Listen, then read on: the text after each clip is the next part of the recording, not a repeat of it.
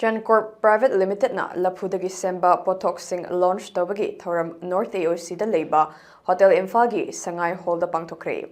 Waste to Wealth haina mingthonba product launching program aduda Tourism Department ki Director Puja Elangbam, IAS Directorate of Environment and Climate Change ki Joint Director Nita Arambam Amadi, Center for Entrepreneurship and Skill Development Manipur University ki Director Professor C.H. Ibohol Singh hariba miyoi sing asina athoba mitunglen sing oina suruk yaki.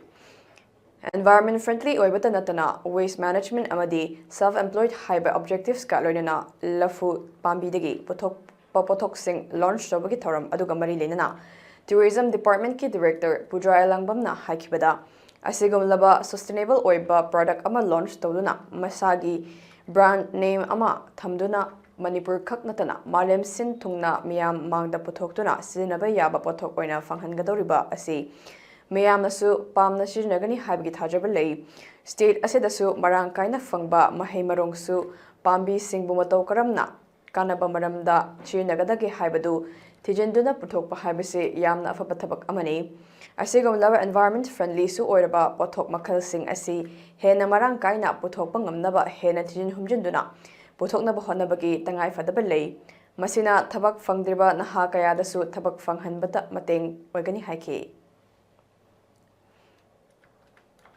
Amaromda Chankorb Pvt Ltd ki founder Dr. Anupama Devina haikibada waste management tawduna plastic ki pothok sinabadagi na thaiba ngamnabagi pandam amagaloidana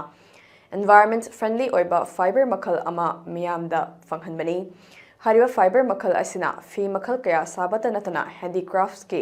product makhal kaya su yauri haiki hariba khongthang asigi makha tarakpo oina la amadi atay parts singdagisu paper na chingba saba yaba pothok sanabagi pandam singsu thamli haiba wafam singsu phungdoke